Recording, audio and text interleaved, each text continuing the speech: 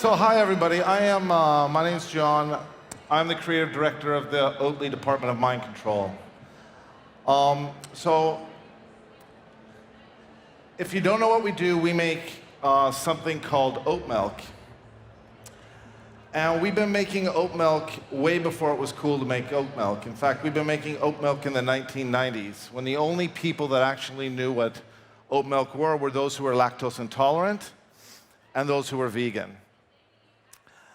And this happened until my friend Tony Peterson became CEO in 2012. And we found a way to explain exactly what oat milk was, because most people don't understand it. It's like, so you have a cow, and you don't just take the oats and make a milk, instead of taking the oats and running it through the pre-processing plant, the cow. And we also found this very simple way to explain what we're doing. It's called It's Like Milk, but made for humans. The researchers who actually came up with oat milk, they're the ones who found lactose intolerance. So it's a very science-based product, and they made a milk based on oats specifically for humans. Now, this was great, but it tended to piss off the Swedish milk lobby. The Swedish milk lobby is somewhat similar to the gun lobby in the US. They're extremely powerful. So the first thing that they did is they decided, okay, we have to stop these guys. We'll sue them. So it's a couple months after we did a relaunch, they dropped a 174-page lawsuit on us. And what they sued us for specifically was this illustration, because they thought it was very misleading that the milk comes out of the ass of the cow and not actually, where it comes from. And they sued us for this one too, of course, because they said, you make milk sound outdated and old-fashioned, which of course it is. But if you ask 100 biologists if this is true, they will say, well, milk is basically for baby cows. You can always buy off one. But milk is basically for baby cows. And so our milk is for humans. What they didn't know, the milk lobby, is that we only had one strategic document. And that was this. And it basically said, if we're ever going to make oat milk popular, we have to be fucking fearless. And most of the other companies are basically scared shitless. So that makes it somewhat easy. Some of them are good or some of them are bad. So we've got to be fucking fearless, and we have to be super transparent and super good. Monsanto is on the bottom. They'll sue anyone. So what we did is, as soon as they sued us, we took the whole lawsuit and we put it online so everyone could see it. And then we ran full-page ads in all the Swedish morning newspapers that said, look, the milk lobby feels threatened, and they're being bullies, and they're suing us. And then, since Tony's my friend, we convinced him to write his own song and to sing it in the middle of an oat field. And it goes like this. It's like milk made for humans. It's like milk made for humans. Wow, wow, no cow. No, no, no. Wow, wow, no cow. No, no, no. It's all right.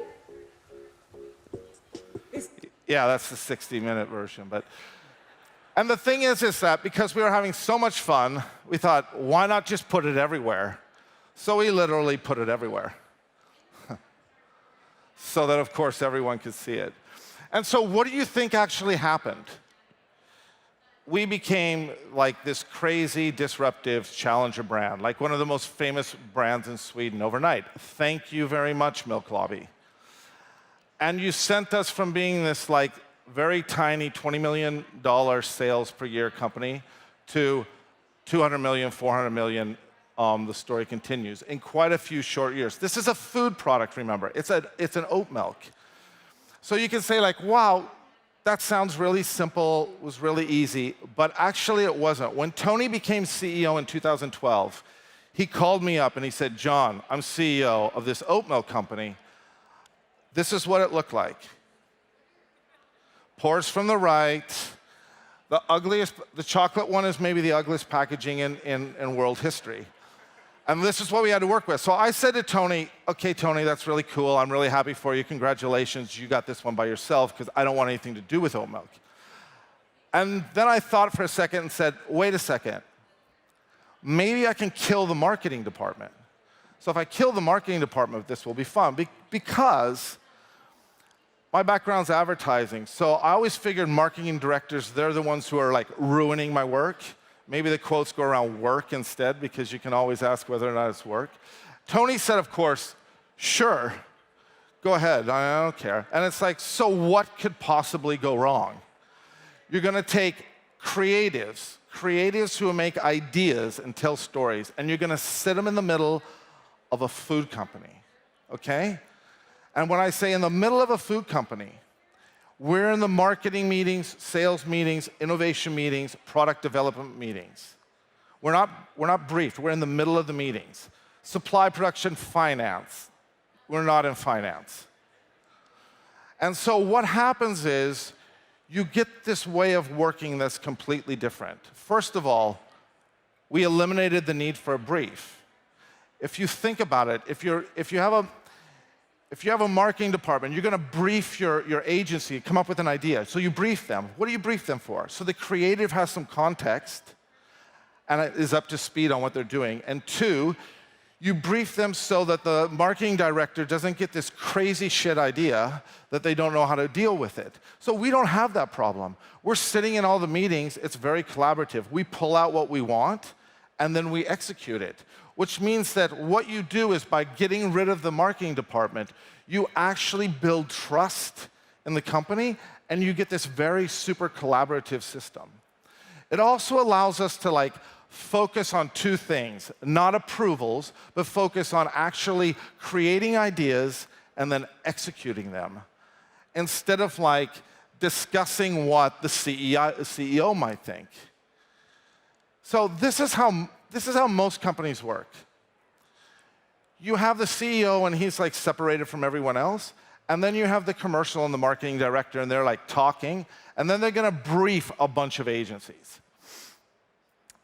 And they're going to brief, your ad agency or PR agency, and it's this ebb and flow of constant, approvals and briefs and debriefs, and it looks something like this. And so imagine if you take away brand awareness studies, target group analysis, midway meetings, feedback meetings. We basically go straight from, oh, this is an idea, and then we execute it, and then we change the deadlines, or we do something else when we think there's a better idea, and then we approve it. There's no one else who's approving our ideas. And we never get the, oh shit, we have to start over all over again. Here's our system.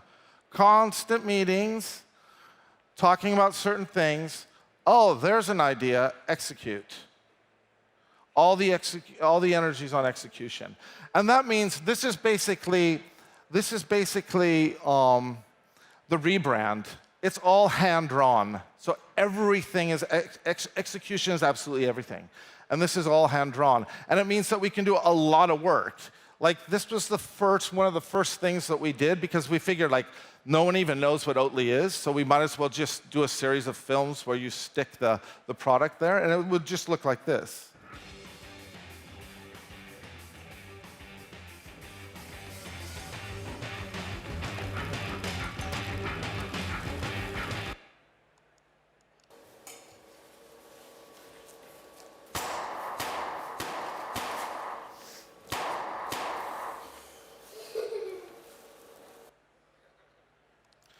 So the other good thing about this is that we figured, because we're creatives, it's wow, we can have an opinion.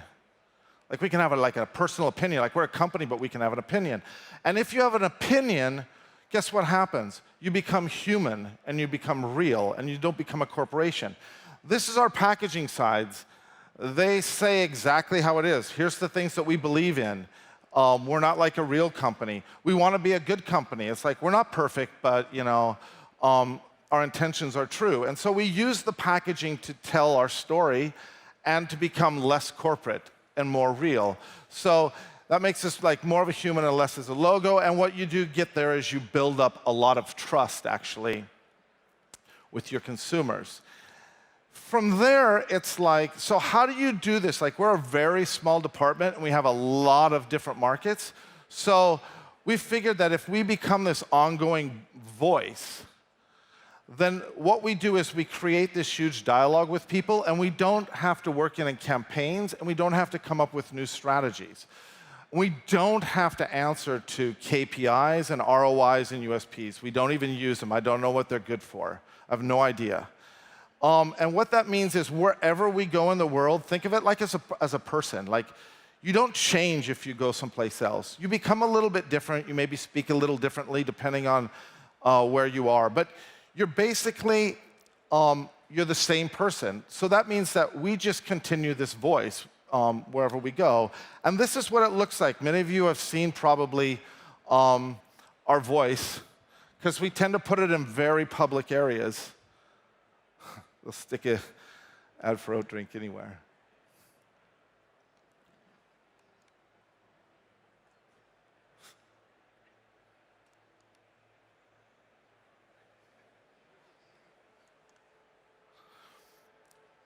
This was in Helsinki when we launched our ice cream. And this is like no marketing department would ever let you use all that space just to say the same thing. So the other good thing about working this way is that we can basically flip everything. Like, no matter what happens in the market, I don't have to look at what the competitor's doing. If there's an opportunity, we can do it. So remember the story about the dairy industry. So Arla, the big milk company in Sweden, they thought like last year they were going to take this big stab at us and do this series of commercials that actually made fun of plant-based milk. And so they gave it a fake name. Like in Swedish, the word mjölk, they turned it into like brölk or pjölk. So, and their thing was like, only milk tastes like milk. So we're like, that's pretty cool, but you guys should have probably registered those names. It only takes a few minutes to register them. So we register them because we thought those are pretty cool names. And then we stuck them on our packages. It's like they call you an idiot on the playground, and you're like, I'm an idiot. And then it's like, it's done. So the other thing that happens is that we're able to take responsibility for every single part of everything that we're doing, like the whole thing. Like if you brief an agency, they do one part, but then you have the rest of it. We're looking at the shelf wobbler, the Instagram post, everything we do. It's like everything works in unison. So everything plays together. And because we have this department that's looking after it, we can pay attention to absolutely everything. The other thing is that we do a lot of stuff that a marketing department would never, ever do. Like, we realized that on the inside of the labels on some of our creme fraiche, it's like it was just empty. So we thought, well, when people are finished with the product, we could use it for, you know, some sort of entertainment. Like at this time, Jenny, she was looking for a boyfriend, so I thought, might as well try to help her out. So we used the inside. And then she got like hundreds and hundreds of like, this is like a Norwegian guy in his man cave. He's like, so you get hundreds. And here's another one. It was like, so I got this bicycle I want to get rid of, some ice skates, 10-kilogram barbells. And then I have 342 issues of National Geographics from the 90s because they were just, you know, laying around home. And so people would write in, and we would send them the 1994 Everglades issue of National Geographic. And you're thinking like, well, what's the ROI on that? There's no ROI. It's just like if an oat milk company sends you a National Geographic from the 90s, you're never going to forget it, and you're probably going to talk about it. And then we do things like bigger things, more important things. This is a recent campaign that we just did where we said, like, how are people going to reduce the amount of carbon that they consume, the products that they consume, unless they know what's the carbon footprint of each product? And if you think about it, this is a nightmare for a marketing department. It's like absolutely, totally crazy. Like, you got to calculate it, you got to get an independent source, you got to redo your packaging. Oh, everything could go wrong. And so this took us about 5 or 6 months to do this. And we're like, if not the first, one of the first companies to put the actual climate footprint. And we can see now already one of Sweden's largest online food retailers is demanding that everyone does it. And think about it, 1994 in the United States was the first time that nutritional labeling had to be put on a product. Before that, We had no idea what was inside the product. It's the same thing. You can't make changes in your life unless you compare. So if you think about this, the marketing department won't do these things because of these reasons. You can't measure them, it's too complicated, how do you approve it? It's crazy. But we're like doing that all the time. Lastly, and this is like maybe one of the most important things, is we don't play the game. We're not from the food industry. We don't know the rules.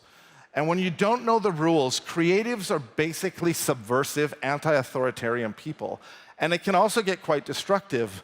But if you use this anti-authoritarian nature for good, it actually can be really cool because you can start to challenge the norms of how people do things, which means that you can actually start to drive societal change. This is the biggest problem. If you want to make a change, this is how you should do it.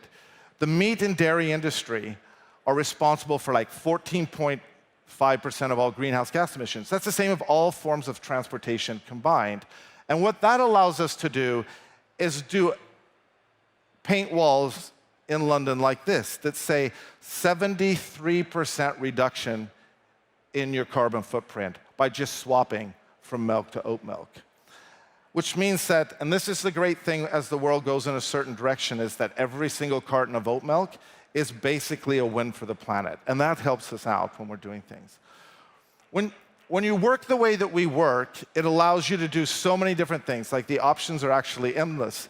And that's why this strategy document we actually can pull off, because it forces us to be fucking fearless. So here's the thing. You might ask, like, so how do you ever measure, is your system a success? And the answer is right here. We launched in the US. Within 9 months, there was a national oat milk shortage. It's quite cool, but also not very cool because you want to supply that. And we've come to realize that we're never going to be able to make enough oat milk. Like, the demand is more great than the supply. I mean, it doesn't matter how fast we build our factories, because we're building them as fast as we can.